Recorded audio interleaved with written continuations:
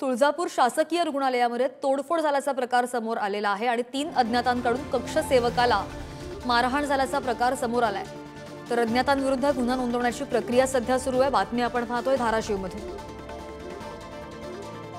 अधिकची माहिती घेऊयात आमचे प्रतिनिधी कैलास चौधरी आपल्या सोबत आहेत। कैलास, नेमका प्रकार काय घडलाय? रुग्णालयामध्ये तोडफोड नेमकी का झाली आहे? मारहाण सुद्धा झालेली आहे। श्रद्धा, रात्री उशिरा तुळजापूर जिल्हा रुग्णालयात काही नातेवाईक वेगळ्या रुग्णाला घेऊन आले होते।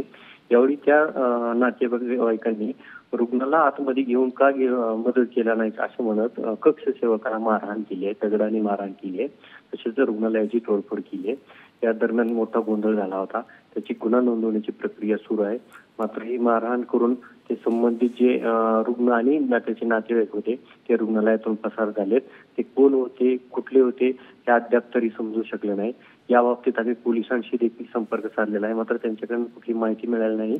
मात्र अज्ञात व्यक्तीविरुद्ध गुन्हा नोंदवण्याची प्रक्रिया सुरू आहे सध्या तुळजापूरमध्ये। श्रद्धा, नक्कीच कैलास, धन्यवाद दिलेल्या सगळ्या माहितीसाठी। बातमी आपण पाहतोय धाराशिवमधून तुळजापूर शासकीय रुग्णालयामध्ये ही तोडफोड झालेली आहे। दृश्य आपण पाहतोय आणि 3 अज्ञात व्यक्तींकडून कक्ष सेवकाला मारहाण झाल्याचा प्रकार समोर आलाय आणि अज्ञातांविरोधात गुन्हा नोंदवण्याची प्रक्रिया सुरू आहे।